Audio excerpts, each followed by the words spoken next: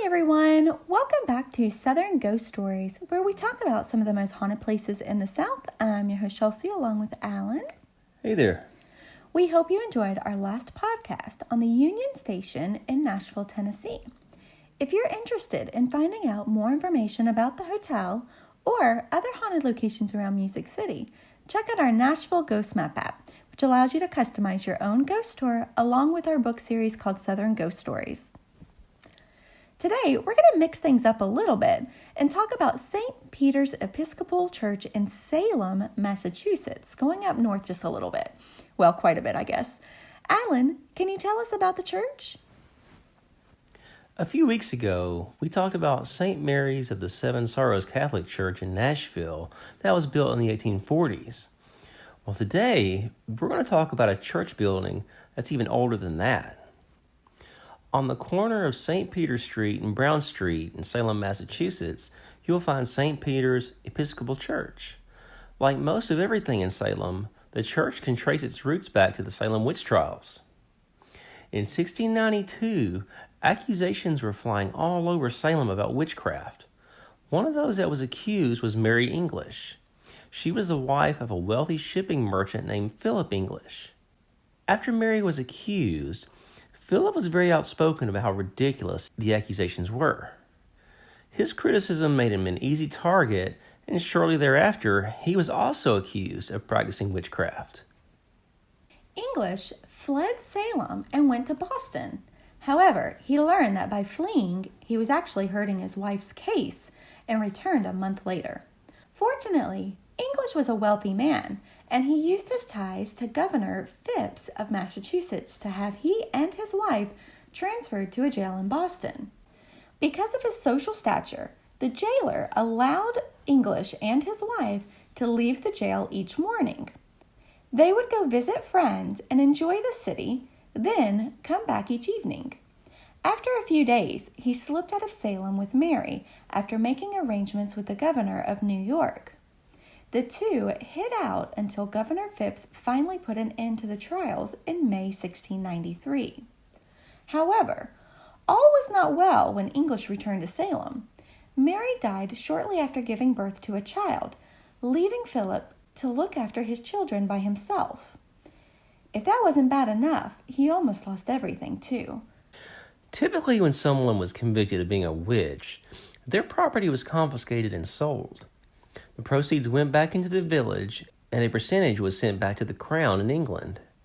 When English got back into town, he found that Sheriff George Corwin had pillaged his 14 properties, a wharf, and 21 ships. It was speculated that Corwin kept most of the money for himself and gave a little to his deputies.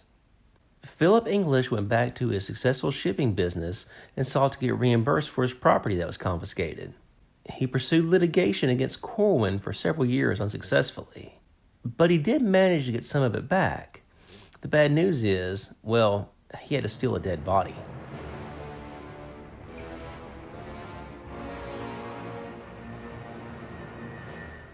With ongoing litigation between Corwin and English, the sheriff died of a heart attack in 1696.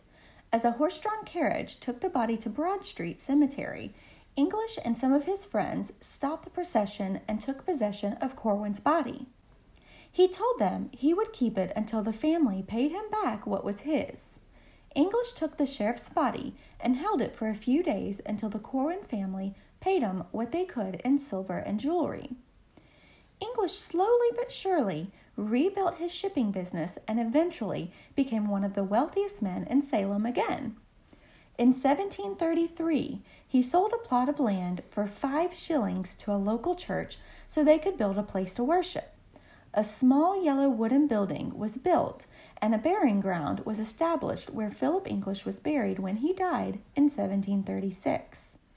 The wooden structure stood on the lot until the mid-19th century, when it was torn down and a large granite building was erected that is still there today. When the church building was expanded in 1871, the grave markers in the burying ground behind the church were moved to the front. Today, approximately 24 headstones can be seen today in the small fenced-in area around the front part of the church, but the dead, including Philip English, are not buried in the front of the church. When you look at it up close, you can tell there's no way that a lot of people are buried there because the lot is so small. The bodies are still buried in the original location, but it just so happens to be under the chapel as well as the parking lot and other neighboring properties.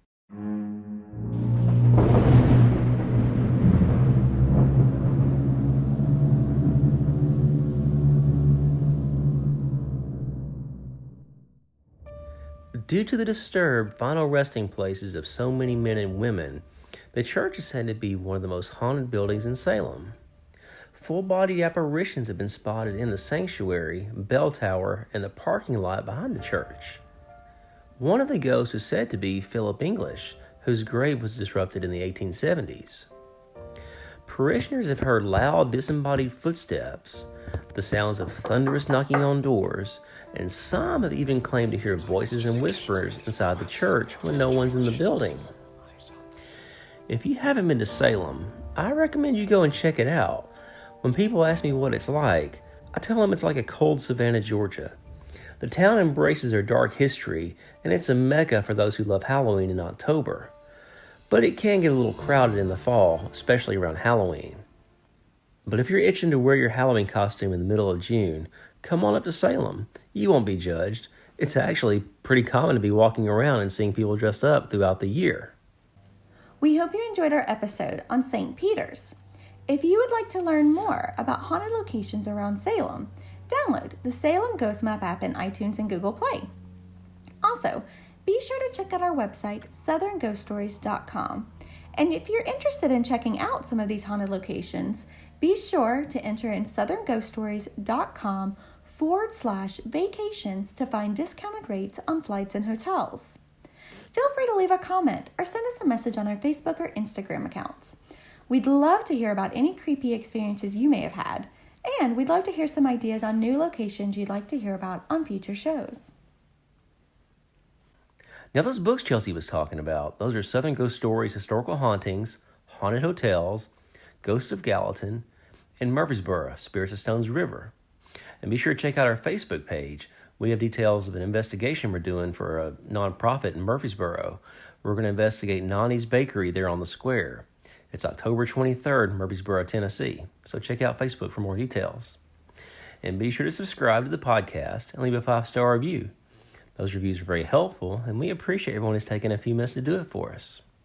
Please check back with us next time as we head back down to the Low Country to talk about the Marshall House in Savannah, Georgia. Because of his social stature, the jailer allowed the Phipps. Now, some of those books Chelsea was talking about is Southern Gory. Southern Gory. That's a whole different kind of series there. Now, those books, Chelsea, will you stop? I'm sorry, I'm just laughing to myself for a minute. You're going to be in Southern Gory here in a minute if you stop laughing at me. Shush your face. You'll be one of the victims. So you could wear your costume around Salem if you wanted to in June or July. Okay. Get out your Freddy Krueger makeup and walk around. I could do that. Wouldn't that be fun? The werewolf is scarier, though. I've got my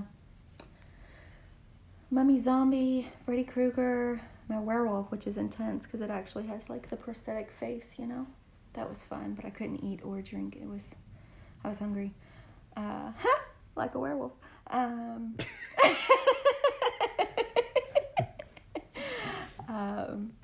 What else do we got? Oh, my sea witch. It's a lot of makeup to wear. It's a lot.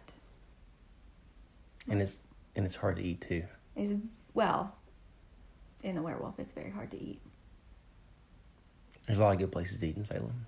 Remember when I wore the Freddy Krueger and I was the only one dressed up and I felt so terrible because you just took your mask off. That's why you can't wear masks anymore. You just took it off and I scared the little girl there and I felt so terrible. But in Salem, you fit right in. Mm-hmm.